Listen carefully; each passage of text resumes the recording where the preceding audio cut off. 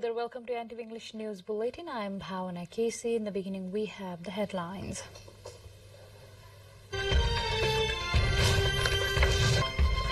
Parliament Secretariat intensified preparation for administering oath of office to the newly elected House members, senior-most member to administer the oath.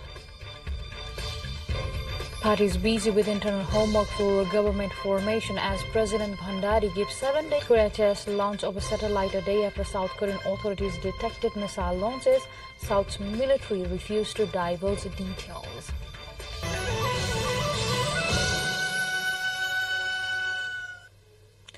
Welcome back. You are with the NTV English News Bulletin. Now we have the news in details. The Federal Parliament Secretariat has intensified its preparation of office and secrecy to the senior-most member among the newly elected. The members would be sworn in later. In order to identify the senior-most member, the Secretariat has already sent a letter to the Election Commission requesting to furnish age details in this regard. President Bidyadevi Bhandari called upon the parties to present their claim for the Prime Minister in 7 days within December the 25. Among the newly elected members, the age details of Chitra Bahadur Kesi, Mohanta Thakur, Mahendra Rai Yadav and Pashupati Samsher Rada seem to be scrutinized. If any member wishes to take oath of office in our mother language, he or she shall arrange the translation of the oath paper in the concerned language and inform the Parliament Secretariat 3 days before the oath-taking ceremony. As many as 36 members had taken oath in 11 mother languages, Newari, Urdu and Tamang languages after the 2017 House of Representatives election. With the final results of the election officially announced, the parties are engaged in internal preparations for the formation of the government. Nepal Congress says it is going to take the initiative to form a new government under its own leadership. Another ruling party, Mao's Centre, has decided to participate in the government formation process only after the House of Representatives members are sworn in. Rashtriya Swatantra Party, which has emerged as a national party, has intensified discussions and meetings for the participation in the government to be formed.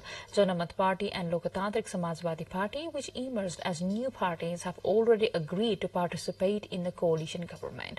Meanwhile, the CPNU-ML has called a meeting of its newly elected members of the House of Representatives and according to the party. The party won 91 seats under the first-past-the-post system and 70 under the proportional representation system in the Provincial Assembly. The Unified Socialist Party, led by Madhakwa Nepal, also is holding a meeting of its parliamentary party today. The party will discuss issues such as selection of the parliamentary party leader, deputy leader and chief whip, among the others. With this update, time to go for a short break, but still to come we have.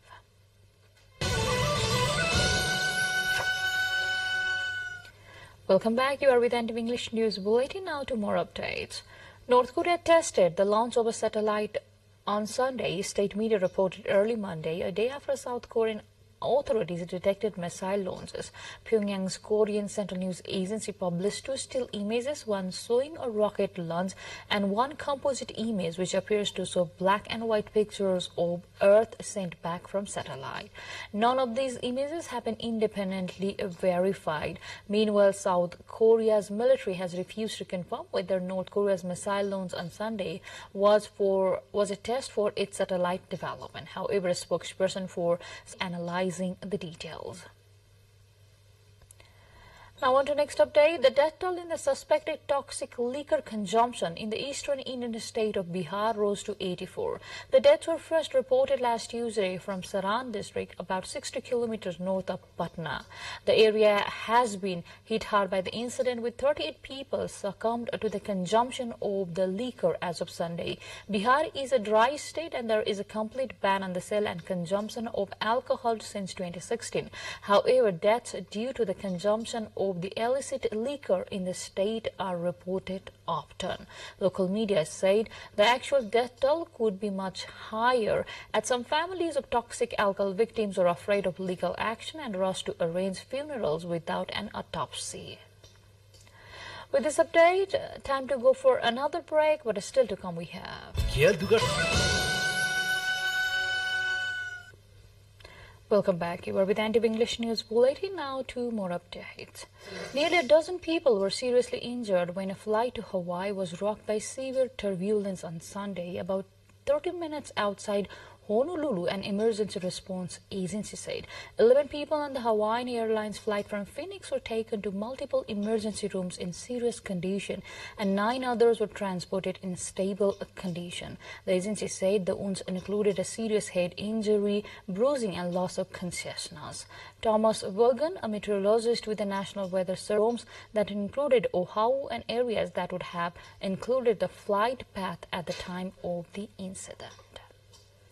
Fears of a global recession did not dampen the art market in 2022. Buyers dug deep to pay for masterpieces by the likes of Cézanne, Franz Marc, and Jean-Michel Basquiat.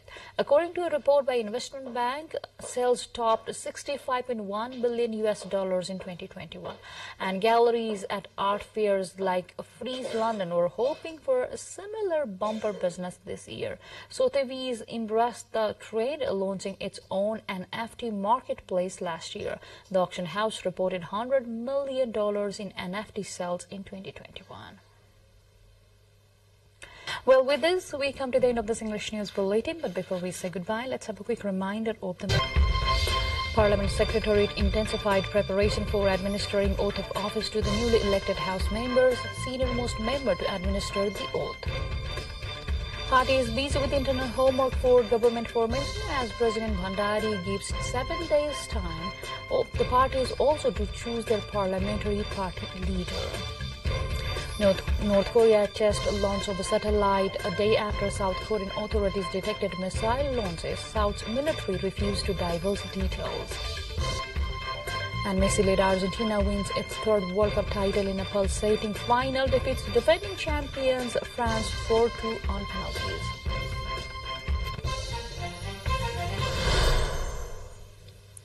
That's all we have in this edition of English News Bulletin. We'll see you again with next round of English Bulletin at 6 in the evening. Till then, have a great day.